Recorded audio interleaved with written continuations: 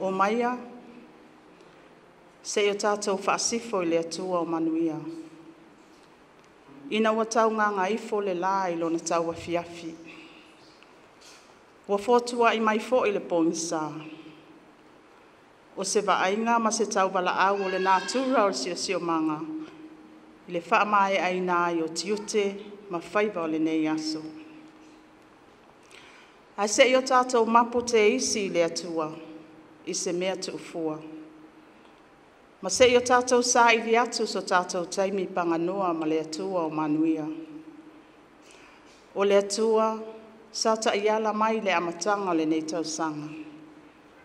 O le nei o tātou to aitau nuu, mai le aso mua mua Tesema. O le masina e tau walunga ai le nei tau sanga whaalenga luenga. Se i o tātou whailonga le fua o le manu Mālō. I le suafa le tamā, le alo, ma le anganga pa ia. Anganga pa ia e, a fio mai a se i e whaatumu loto au na. Matutu i ai le afi o loa lofa. Ia awina mai lo wanganga, e whaala ina ai lea o i mātou. E te whaafawina mea umai le lalangi. Lea tuai, na e au ina loto au nei le malama o le angang pa ia. Ia e alofa mai a te mātou, na ia mātou maua le poto mai le nā lava anganga. Ma le fia ilo na fisoso ani mai. Ona o Yesu Keriso lo mātou wali. Tātou vi atu le pese mua, pese ina malangina, ele au fai pese le nuki wha.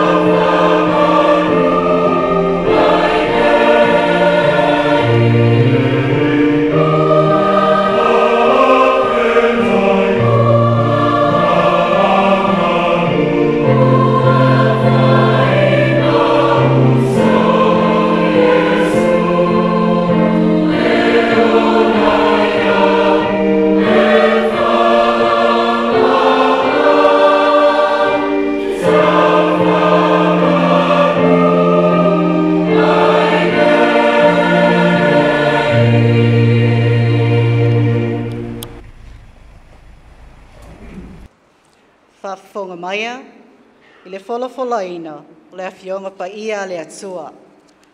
Tātou te maua mai lea i le tusia Isaia, lona mta upo e whas fulma le lima, whaitau mai le whai upo mua mua, sei whangata mai le whai upo e iwa. O loo whaapeo na whetalai mai o le alii, i le ua wha uina e ia. O ku resa, o le ua o tau fialo na lima tamtau. Ia wha ato i laloina i nuu i ona luma. O te tatalaina fo i sulunga atiti o tupu. E tatalaina i ona luma o pui pui vai lua. E le punitia fo i whaitutoa.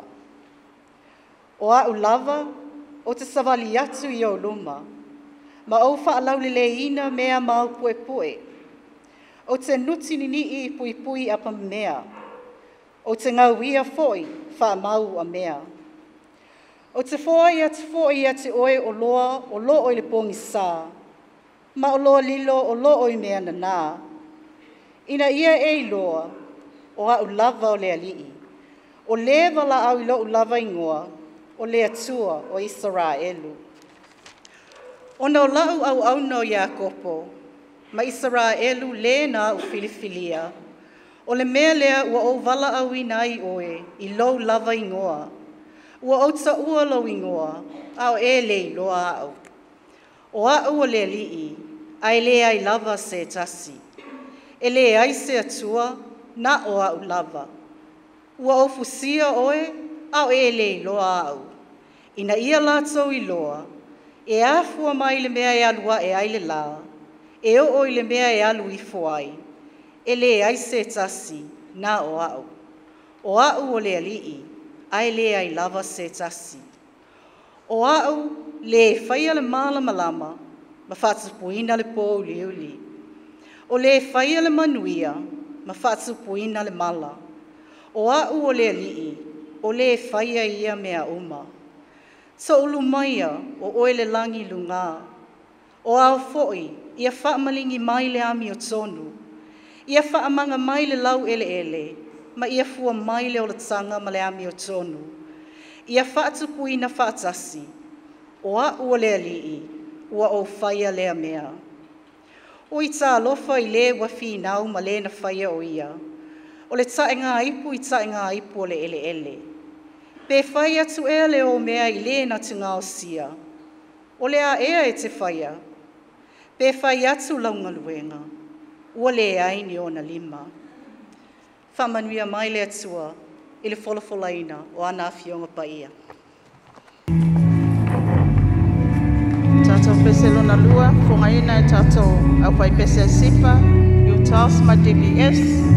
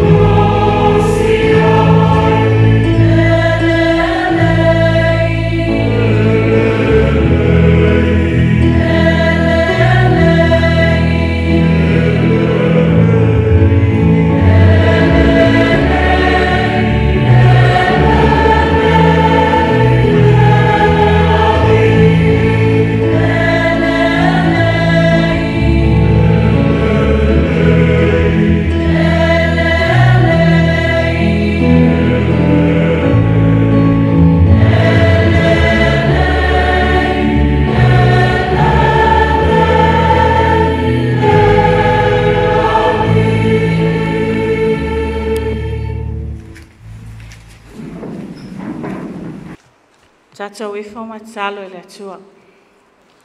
Le atua tolu tasi pa iai, le tamā, le alo ma le anganga sa, e pa ia, e mamalu, e silisili ese lava lawa fio e whaavavau. O oe o lo mātou olo mawalunga, ma lo mātou whaavai papa Mālosi. O lale whai salamo, wa tala mai e le langi le mamalu ma le silisili ese o lawa fio. Wa whaalia fo i le vani monimo ngā luenga mamana au lava a au. Wa mātou iei whaatasi ma taitai o lo watu nuu. Ma le nei pōta patonga umai le nei afi ma le tapua inga o whaia i o luma. O le anganga o le whaafitai ia e lawa fio, se isula lo wanga le lei ma lo walofa. A wa o lea wa e manuia whaiva ma tiute, o lava singa ese sa whea ngai ma o tangata i le nei aso.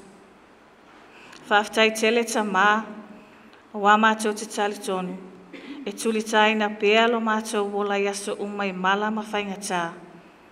Peitai, o lea wa mātou whe moli ma wa i whaatasi lo walofa ma lo wanga le lei. Wa Mālō pule, whaafetai a lofa, ia vi ia pēa la wa fio e lea o noa. Whaafetai o lo o manuia sa moa, mai lava iona whaatumutumunga se e o atu lava iona tangata anu uma. E ui lava mātou te talitonu o lo o tū pēa lava la au pa ia i lea aso ma lea aso. Peitai e te whaatutoe pēa le to o tele o tangata, a wafe au whaau ma lo mātou wola ina o le nei ola. Wa mātou whaafetai, a wa o lewa mātou iai ma le mano ia le amatanga o whe au mga luenga tau whaaiu, o le toe maasina o le mātou fō launga le nei tau sanga. Sa tele pe au langa o le vasa na o mātou tau asaina mai. Sa o mātou lutia i puava ma tau ngoto i whai lo mātou wola whaatuatua. Peita i ta mā, o oe sa e ta malanga, ma e tū tau mua i le sāfo lau mai o lo watu nuu. Lewa mātou ai whale seu, ai sa ai maa o maalie, wa mapu mai lo watu nuu i whangalele lelei, ona o lo whai venga, ma lo a au whaaloa loa i lo lātou soifua ma so mātou wola vai. Mātou whaafetai lau puipuinga mana i a Samoa, o lo o whaasaunga le muina ai pēa a o mātou iai te mi whaingatā, ma le a awhia ai o le lalolangi i le COVID se fuluiva, ma le tele o wha mai pipisi, ua mau wai le soifua ma le ola o tangata. Whaafetai ia ngā waa ma tā leni wa e totofi ai le soifua o tangata ma so mātou wola, mātou te ngā lulue ma tau tua ai so se vala a wina. O mātou whaafetai lo ta mau a inga whaasoa mai so se ala o au whaamonianga, wa tali malia ai o mātou manao i lea aso ma lea aso. O mātou whaafetai ono le ngalue ngā lilo a lo lava nganga pa ia. O lo mātou whesoaso ani sili na te whaaloto tele ina i mātou, ma au maia le mawhanawhana ma lo while mu, na te leo ina ai o mātou lotu. Pe au mātou whea ngai ma le tele o whita ma lui o ngaonga o le ola nei. Whaafetai mo lau tusi pa ia ma lau tala le lei fola mai. O upu e a o ai, e whaatonu, ma whaapoto ai i mātou ina i o mātou sāwa vali ai, e whaatino ma le mātatau i o luma. Ai whaasilisili ma lau alunga i o mātou wanganga whaafetai le nei afi.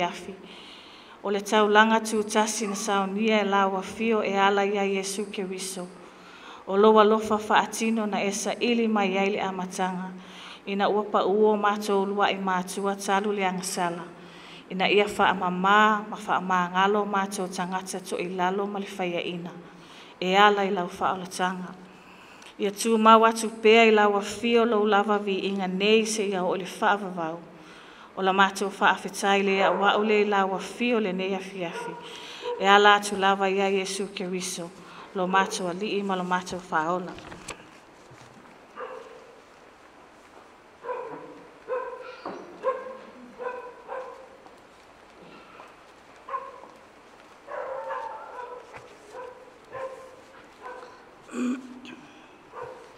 Le tua toli tasipa I ai. O mātou o atu I au uma. Ma le loto maulalo tele li nei afiafi. Mātou te ifo, ma whātou ese I la wafio. A wao I mātou on tangata I le ato atoa I lau sila whangapa ia. E whātau wāfo I mātou, a wai ati lau sila whangapa ia I o mātou tangata taito atasi. O mātou winga, e o lava I o mātou loto, ma o mātou mawhauwhaunga. E te sila fia mea uma. O mātou te talo, lo mātou tamā, alofa whaamangalo le ifonga alo atunu o Samoa. E afua mai o nao, ma on taitai, se I o nai whanau, ma se au pito I titi o si o mātou atunu. Whaamangalo lo mātou le tau sisi au afionga, ma au poloa inga. Fesoa ina, mato I lalopea I mātou, ono mātou vaivainga whaale tangata. Awhi le mu maso longa le lei lo mātou ola. Ua tau au ina ngalo, ia te I mātou la ua fio. Ai alu tia loa mātou I whaafi tā uli, ma mala o le ola nei. Ua le au tō wā lo mātou pulu nau atu I la ua fio mo se fesoa soani. Le atu wae lo mātou tamā, alofa whaamangalo I mātou. Whaamangalo lo mātou le whaamaoni e whaitau masu isu e iau a fionga pa ia. E pei ona te tau wai lea aso ma lea aso. A wā o le sulu lea I o mātou vai, ma le mala malama I o mātou wala uma. Whaamangalo lo mātou le whaamaoni le ola te talo, ma le mawhitanga lilo ma loa nganga pa ia. O le fesoa soani sili lea mo mātou I teimi uma o lo mātou ola. Ua tele ina mātou whaamua mea o leo lalolangi nei. Ai whaangalo la ua fio ma laufi na ngalo pa ia. Lea li ie lo mātou tamā, alofa whaamangalo I mātou. Whaamangalo I mātou pe a whai ua mātou le langona le loto alofa, ma le loto whaamangalo. I peo na e a o mai. Whaamangalo lo mātou manatu whaasausili, ma lo mātou manatu whaapito. Whaamangalo lo mātou loto ita, ma le ono sai. Tele o taimi o mātou whai alava mea mātou te loto iai. Ai tuu lo fina ngalo tonu. Ua tele ina mātou whaalango lo mātou poto, ma so mātou iloa ua maua. Ua mātou le fesili I la ua fio, po o le alo fina ngalo. A wā o la ua fio, e au le poto o malava. Le li ie lo mātou tamā, halofa whaamangalo I mātou. Whaamangalo lo mātou le whaamaoni I lo mātou wala auina ua e totofi I ai mātou. Totonu o le Mālō, totonu o mātou ainga, o mātou nuu, ai maise lau e kālesia. E ei taimi ua mātou whaia ina ai le whaososonga le fili, ma tau tewa ai lo mātou wola whaatuatua. Malangona ai lo mātou musua, le fiungo fie, ma le aunga e whaatino mātou tiu te mawhaiwa, ua e totofi mātou iai. Leli ie lo mātou tamā, alofa whaamangalo I mātou. O mātou tatalo tamā, ia o mai pea lo wanganga pa ia. Ina ia mātou mālolosi e te atu le whaososonga le fili. Ai maise o mātou vaivainga whaali tangata. Na ia mātou iloa o na sāwa vali, pea e tusa malofi na ngalo e lea unoa. O mātou ifo, ma ole atu ia mea. E ala li suafa pele o Yesu Keriso lo mātou wali whaaola, ma lo mātou whaaola e toatasi. O lena maliu mato e tu manu Mālō, ina ia whaamangalo ina mātou tangata angasala. Nei, ma se ia o le whaavavau lava.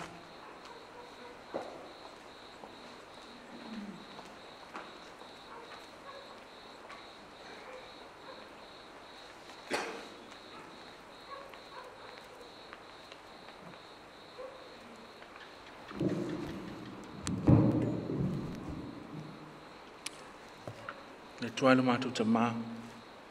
Mātou te vi ia oe lo mātou atua. Aftai ni fiafi mātango fie, mātou whatasi me nei. Mātou vi inga mal whaaftai a te oe le atua sisiri ese. Te mā le ano ma le ngang pa ia le tua. Tasi tolu pa ia. Whaaftai lo olofa mai a te mātou. Whaaftai lo olofa tu noa. Te ita ina i me uma mātou te whaia. Mātou te talo atu. Ina atu le mātou atu nuu nei o Samoa i o luma te mā. Mātou te atu ma le loto toa i luma no fuali o lo olofa tu noa. Ina atu si o mātou atu nuu e whaapele ina ia i te mātou. Si mātou atu nuu o Samoa. Ina atu le whainga Mālō i o ao Yesu. Ia ilau whaamangianga i lunga. O le whainga Mālō atoa. I ona tafa e tolu te mā. Manuia i le fionga i te maita i pālamia. Mai se kapeneta ta mā mi stalang lango pe na fo ile ma o te fono le palamene i tu lua le tu le Mālō mai se fo ile i tu ngai Yesu ina tu fo ile fa msinonga ya te oe lima ta ina ile wanganga pa ia mai lolo tapu inga la fionga ile a malu le Mālō mai se sui tofia fa manuia ile la u fo inga wenga fa maluina fa malu lungo so mato Mālō Tele whaafita au le mātou te ui ai. Ia, le tūfo i tau polkiki le nei vai tau ta mā. Tu inatu ia te oe wā oe sida fia me uma. Oe le amatanga, oe le whaiunga, oe le alefa, oe le omeka. Me le o iei o mātou mawhauwhaunga. E sida fia lei.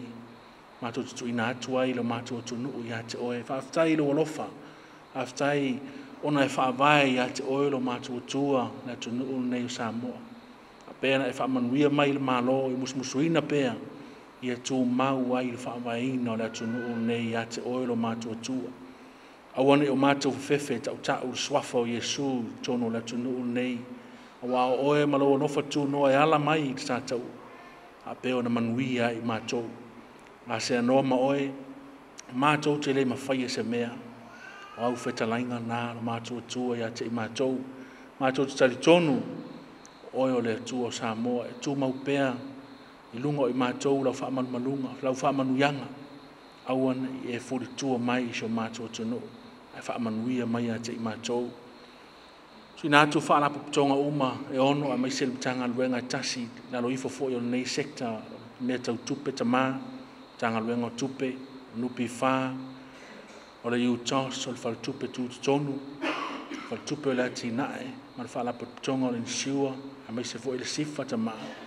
E lau wha manuyanga i lunga i te mātou.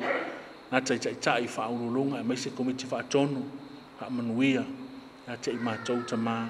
Te le ngā luenga ma le matawha i oi wa i tuina mai o mātou lima. Sufi nai ta mao a inga o nia tunu. Me tau tupe i ona tūlanga ese mau tūlanga uma. Mātou te talo i e wha apeo na e wha au penga ina i mātou. Tai ina i mātou e loa nganga pa ia i aso whaiso. E mātou whaia ni tonu le lei, tonu e alofa i le atu nuu nei, tonu e manuia i Samoa. E wha manuia i le fionga le tamaitai min star. Wha manuia i a te ia manana ngā luenga. Whai ia mataitai o le nei fo i sekta o le finance ta mā. E le musmusunga loa nganga pa ia i lunga o ia i te mi uma. Lima tai nai lang ngā luenga. Mātou te whai mea whaalongolongo fo i a te ia ta mā. Vi ia o Yesu ono i mātou i le nefi afi. Aftai au whaamanuyanga i tu ese. I ui lama fo i pangatia o se mātou tu nuu ona o le COVID-19. O lo whaapeo na a fia i nei lalang. A mātou te langona lava le mawhana whana o oelo mātou tua. Tui nātou mātou a inga Yesu i a te oe. Tui nātou mātou tangata tai to atasi. Mātou te o tai to atasi i luma o whaaolotanga a oe Yesu. Mātou talo i whaapeo na e ngā lue mai i nganga pa i e tono mātou loto. Ngā lue mai i aso uma. A peo na mātou matau. Maola matau i a te oe. Ola i le whaatua tua i le swafa manu Mālō Yesu. Awana i whaia ni ngā ruenga i whaia le whaatua tua. Mātou ngā ruenga uma i whai le whaatua tua. Ona mātou te iloa e whai mo oelo mātua tua. Lo fo i ngā ruenga wa e tō fia i mātou i mtanga ruenga.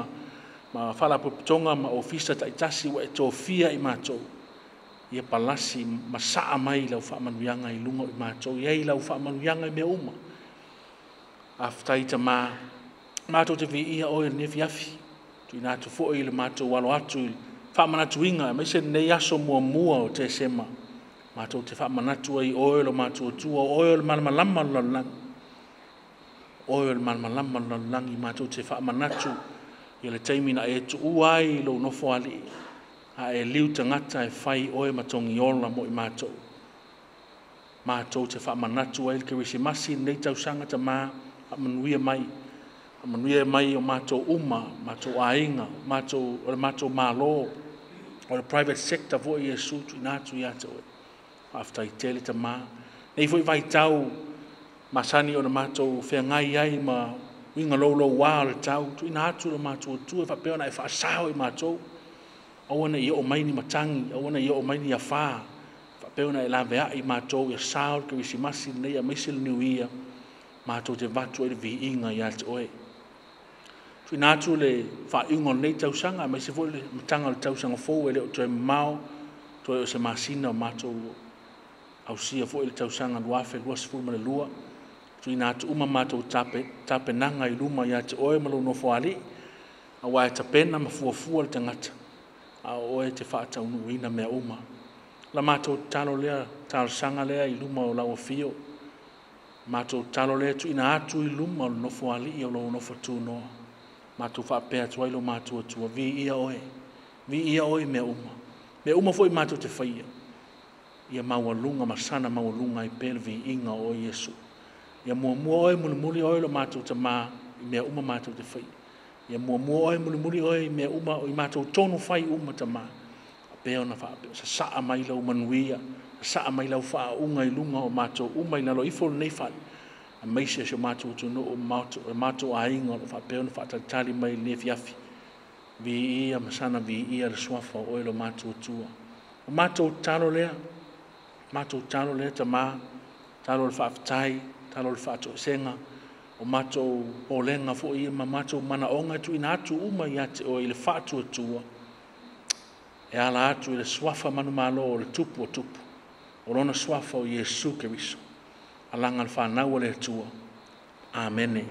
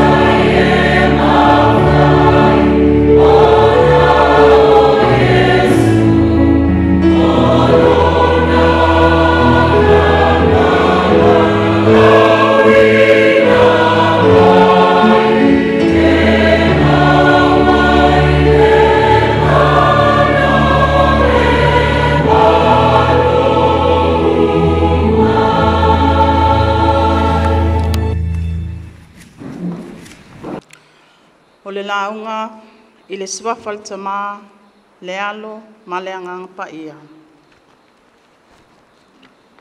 E maua mai se mafaufauga, le tusi na folafolaina, Isaia lona mataupu e 5 a lona fuai upu e 8 e whaapea. To ulu mai ia o oe o le langi lunga. O au foi ia whaamalingi mai le ami o tonu. Ia whaamanga mai le lau ele. Ma ia fua mai le o latanga ma le ami o tonu. Ia whaatupuina whaatasi o a o le alii, o a o whaia le mea. O ia upu, o le malelenga le atua, na ia wala awina, ma whaamanuia ina ai le tupo ku resa le Persia, mo se ngā luenga. Ai o se whi au tā ua e au o na ia whaatau nuwina, mo le lawea ina, ma le whaasa o loto ina o lona nuu. Ma ona tangata, mai le ola popua ngā tia, ma le saua ina. O loo manino i le tala le perfeta o Isaia. O loo whaamatala ina ai, le whaa uwina, ma le filifilia o le tupo ku resa. Na te whaasa o loto, le nuu mai le tāwhianga. Se i te tala no tanga o le nuu. Se i ave ese ave ngā mamafa sa i ua o le nuu. Se i fofo manu o nuu o le nuu.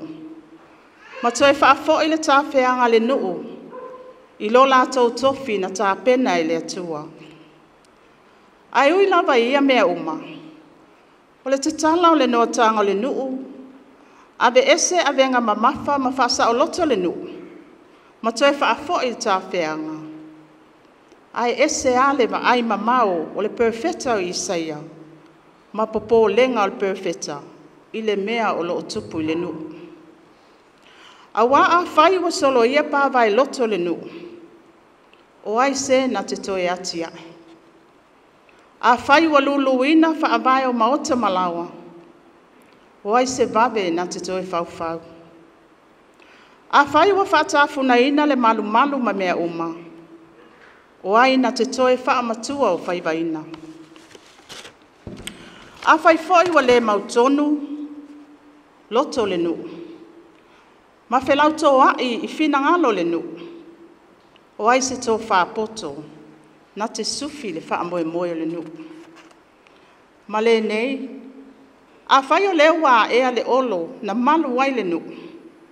O ai ea se toa, ua pule i lona lotu. E siri ai o ia i le toa na te a ea le olo.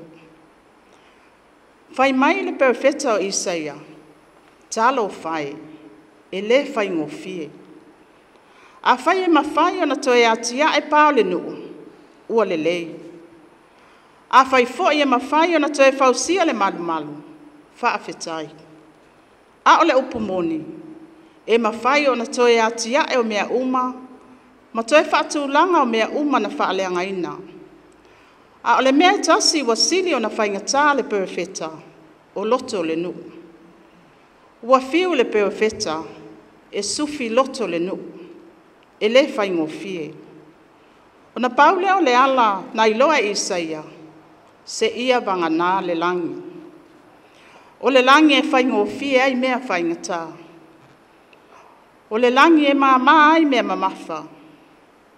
O le langi e au mai ai le ami o tonu. O le langi e li lingi mai ai whaamanianga.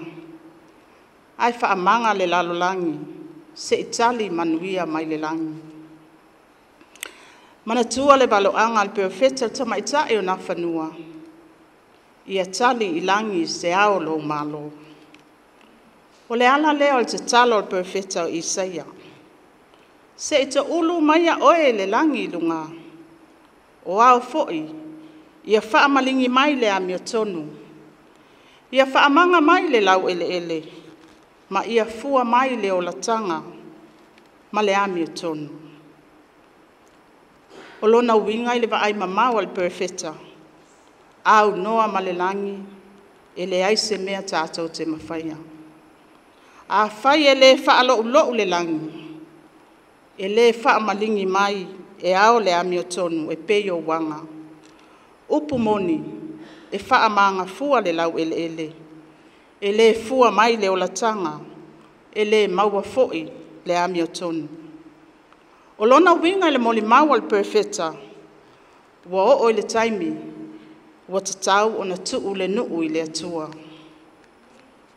Tātou wau fia, tali tonu wa o le taimi o le atua. Se o tātou tuu le atu nuu i le atua. Se o tātou sa ili i le atua.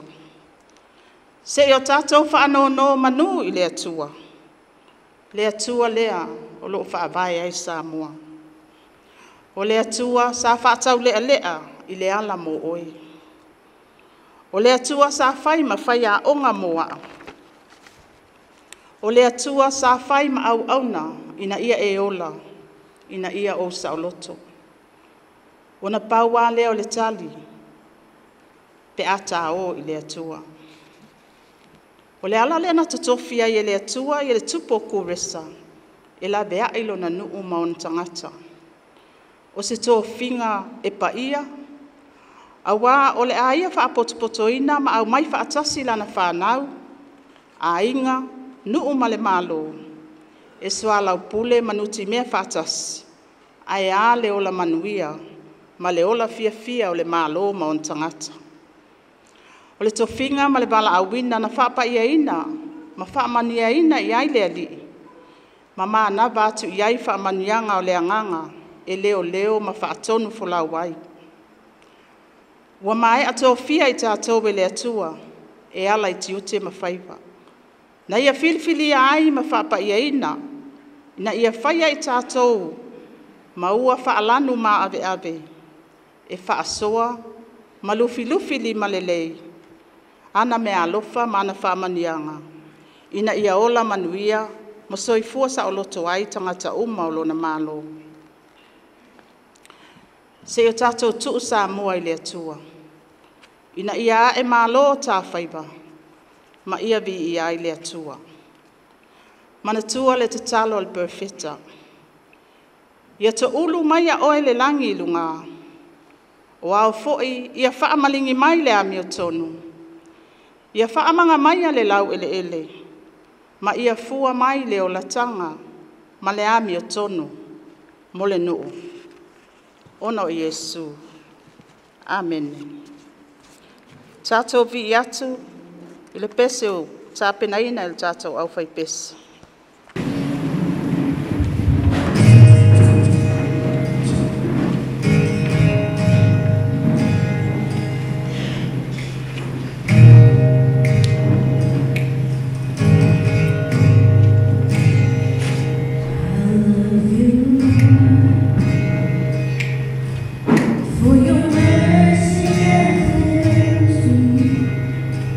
And all my days I've been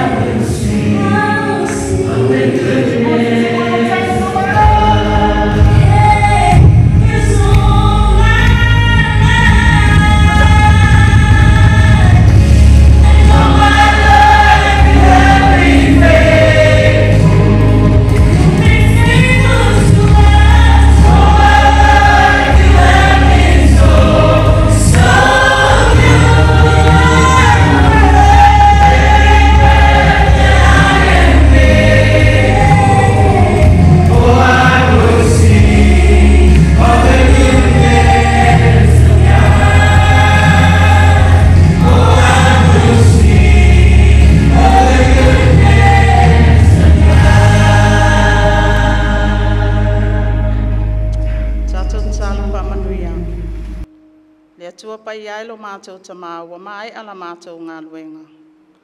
Mātou wha amoe moe atu le mana o lo wanganga pa ia. E te momoli ina i o mātou loto. Ina ia le ngata le mātou wha alongo. A ia o mātou ola ina i o mātou o langa wha ale aso. Wha manuia la wa fio lo mātou toe fo i atu i o mātou ainga. Ia leo leo pui pui ma li o lo mātou ola.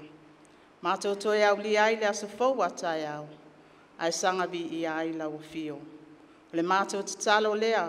Mātou te ole atu ai la wa fio. I le suafa le tamā, le alo ma le anganga pa ia. Amen.